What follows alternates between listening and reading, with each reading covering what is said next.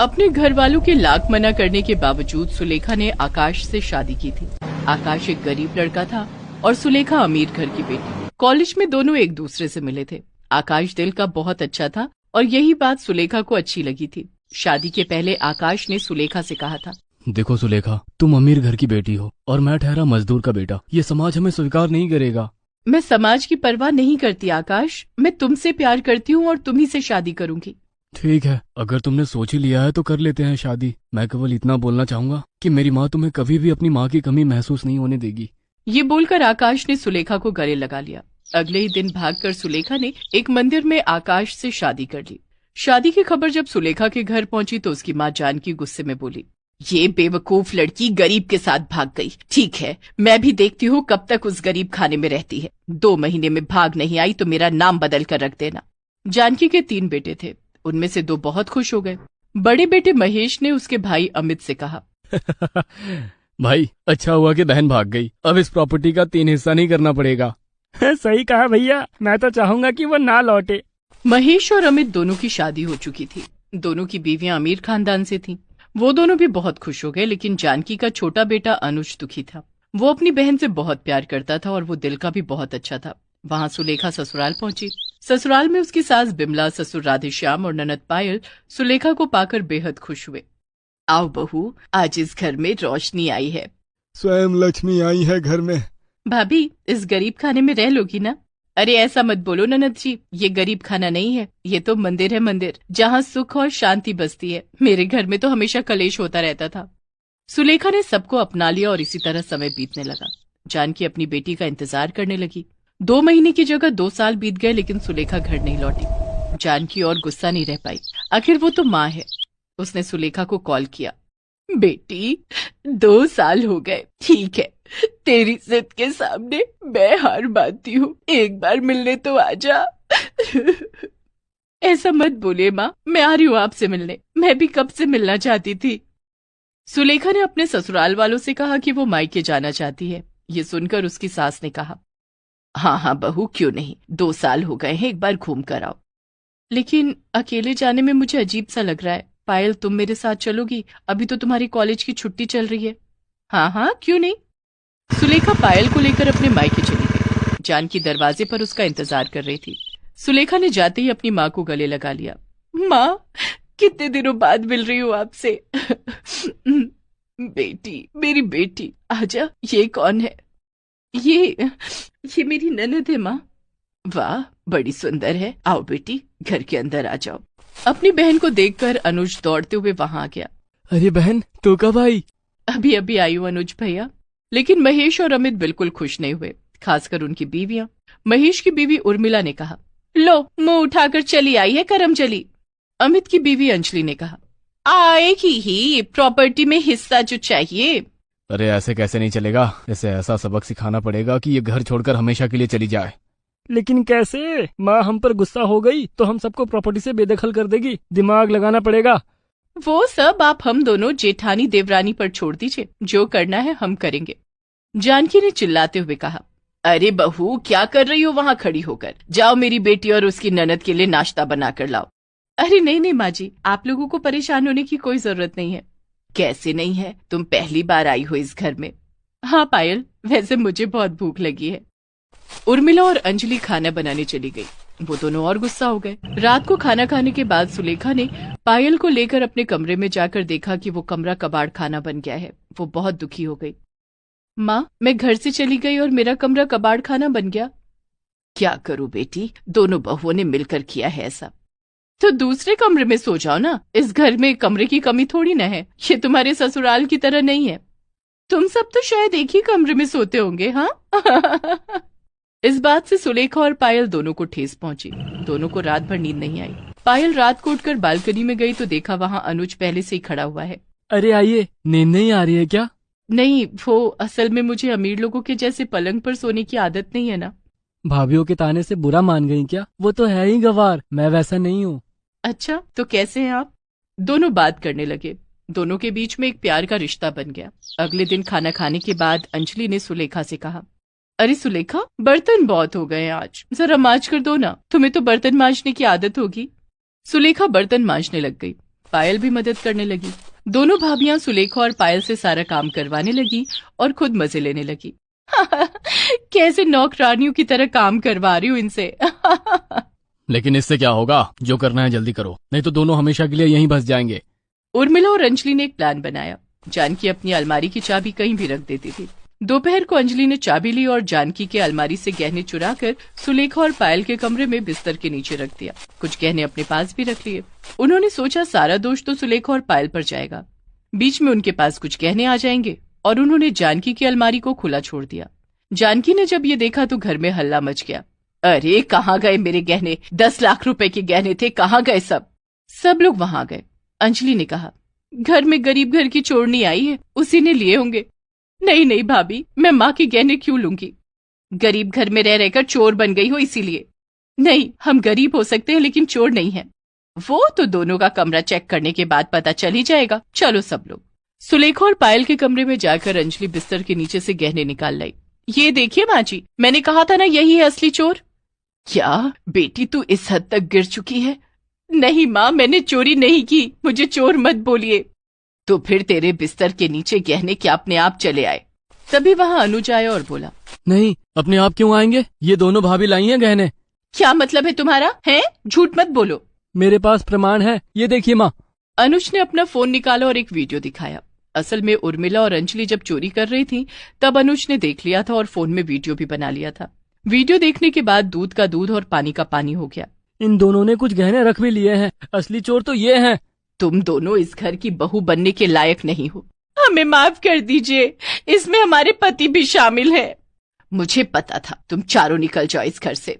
जानकी ने चारों को घर से बेदखल कर दिया।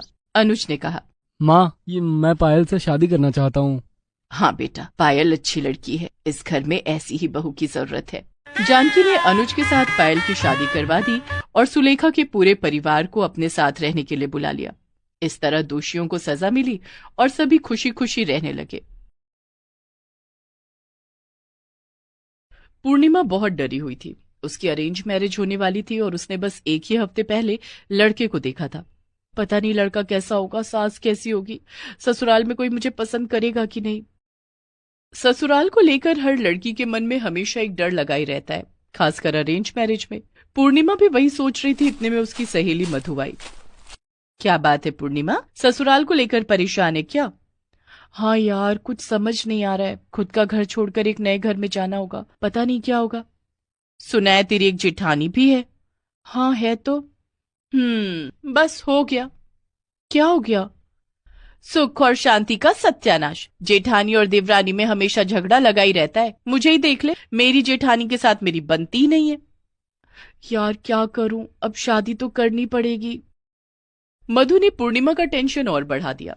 पूर्णिमा कुछ खास अमीर घर से नहीं है। उसके पिता साधारण सी एक कंपनी में कर्मचारी हैं, इसीलिए वो हमेशा से चाहते थे कि बेटी की शादी किसी अमीर खानदान में हो, और इसीलिए उन्होंने एक अमीर घर ढूंढा।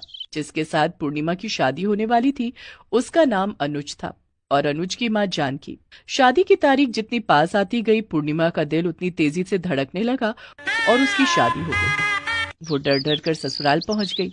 ससुराल पहुंचते ही उसने अपनी जेठानी को देखा। वो घर के काम कर रही थी।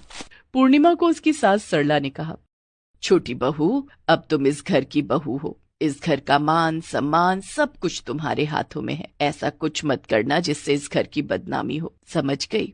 जी माँ जी। अब घर के कामकाज में अपना मन लगाओ। बड़ी बहू, इसे सब कुछ सिखा दो। ये बोलकर सरला अपने कमरे में चली गई। पूर्णिमा की जेठानी सुधा उसके सामने आई और कहा, क्या बात है, माँ की बातों से डर गई हो क्या? डरो मत, मैं हूं ना तुम्हारी दीदी। ये सुनकर पूर्णिमा को लगा जैसे उसकी खुद की दीदी उससे बात कर रही हो। अपनी जेठानी से ये सुनने के लिए पूर्णिमा तैयार नहीं थी। उसने कहा, हाँ दीदी, असल में मैं पहली बार मेरी शादी हुई है ना, इसीलिए थोड़ी नर्वस हूँ। शादी तो पहली बार होती है क्यों? और कितनी शादियां करना चाहती हो तुम? अरे वो नहीं, मेरा वो मतलब नहीं था। देखिए टेंशन में मेरे मुंह से कुछ भी निकल जा रहा है। पूर्णिमा और उसकी जेठानी हंसने लगी। पूर्णिमा के मन में ससुराल को लेकर जो डर था वो थोड़ा कम हो गया। उसे लगा उसे यहाँ कोई अपना मिल गया। सुधा पूर्णिमा को काम सिखाने लगी। देखो पूर्णिमा, माँ जी के लिए 3 रोटी बनानी पड़ती है, कुल मिलाकर 20 रोटियां बनती हैं रोज। और घर के बाकी काम? मैं सुबह उठकर झाड़ू पोछा कर लेती हूँ, तुम्हें टेंशन लेने की जरूरत नहीं है। तुम आराम से उठना और रसोई में बस मेरी मदद कर देना। अभी अभी आई हो, ज्यादा काम करने की जरूरत नहीं है। ठीक है दीदी। पूर्णिमा बहुत खुश हो गई। ऐसी जेठानी के साथ रहना हर किसी के नसीब में नहीं होता है। अगले दिन वो सुबह के 7 बजे नींद से उठी। कमरे से बाहर आने के बाद देखा उसकी जेठानी सुधा बर्तन साफ कर रही है। दीदी, मैं कुछ मदद कर दूं? नहीं नहीं, सारा काम कर लिया मैंने। अब सब लोग उठ जाएंगे, तुम बस चाय चढ़ा दो। पूर्णिमा चाय बनाने लगी। उसकी सास सरला नींद से उठकर रसोई में आई। छोटी बहू, कब उठी हो नींद से? यहाँ बहुओं को 5 बजे उठना पड़ता है, पता है ना? पूर्णिमा कुछ बोलने जा ही रही थी कि सुधा ने रोक लिया। सुधा ने सरला से कहा, माँ जी, आप फालतू में उसे डांट रही हैं। वो बेचारी तो 4:30 बजे उठ गई थी, मुझसे भी पहले। हम दोनों ने मिलकर सारा काम कर लिया। अच्छा, ऐसा क्या? तब ठीक है। माँ जी, आप हाथ मुंह धो लीजिए, मैं चाय लाती हूँ। सरला चली गई। पूर्णिमा ने सुधा से कहा, दीदी, आपने मुझे बचाने के लिए झूठ क्यों कहा? अरे बहन, ये लोग पुराने जमाने के हैं, लेकिन हम दोनों तो नए जमाने के हैं ना, इसीलिए हमें एक दूसरे की मदद करनी पड़ेगी, नहीं तो फालतू में डांट खानी पड़ेगी। लेकिन माँ कहती थी कि झूठ बोलने से पाप लगता है। आपको पाप लग गया तो? अपनी बहन को डांट से बचाने के लिए अगर झूठ बोला जाए तो उससे पाप नहीं लगता पगली। आ जा, गले लग जा। सुधा ने पूर्णिमा को गले लगा लिया। पूर्णिमा की आंखों से खुशी के आंसू बहने लगे। आप कितनी अच्छी हो दीदी। तू भी अच्छी है बहन। सुन, तुझे सिलाई आती है क्या? नहीं तो क्यों? मैं सिलाई करती हूँ माँ जी से छुप छुप कर। कुछ पैसे आ जाते हैं हर महीने। आज दोपहर को मेरे कमरे में आ जाना। माँ जी सोई रहेंगी, मैं तुझे सिलाई सिखा दूंगी। तू भी कुछ पैसे कमा सकेगी। ठीक है दीदी। पूर्णिमा सभी को चाय पिलाने लगी। जेठानी और देवरानी ने मिलकर नाश्ता बना लिया। सब लोग खाना खाकर खुश हो गए। पूर्णिमा के पति अनुज ने कहा, वाह पूर्णिमा, तुम तो बहुत अच्छा चाय बनाती हो। हाँ हाँ, सब कुछ अपने हाथों से बनाया है पूर्णिमा ने। सुधा का पति अनिमेश बोला, वाह पूर्णिमा, माँ अच्छी लड़की पसंद किया है आपने। मैं अच्छी लड़की ही पसंद करती हूँ। बड़ी बहू अच्छी है और छोटी बहू भी। ये दोनों इस घर की शान है, शान। ये सुनकर सुधा और पूर्णिमा दोनों बहुत खुश हो गई। दोपहर को पूर्णिमा सुधा के कमरे में गई और सुधा से सिलाई सीखने लगी। कुछ ही दिनों में वो सिलाई में माहिर हो गई और वो भी पैसे कमाने लगी। लेकिन एक दिन सरला ने दोनों को सिलाई करते हुए देख लिया और बड़ा हंगामा खड़ा कर दिया। तुम लोग सिलाई करके पैसे कमाती हो हैं? इस घर की बहू होकर तुम दोनों ये सब करते हो? शर्म नहीं आती? आज लौटने दो मेरे दोनों बेटों को, दिखाती हूँ। सुधा और पूर्णिमा दोनों डर गई। अनुज और अनिमेश एक ही कंपनी में काम करते थे।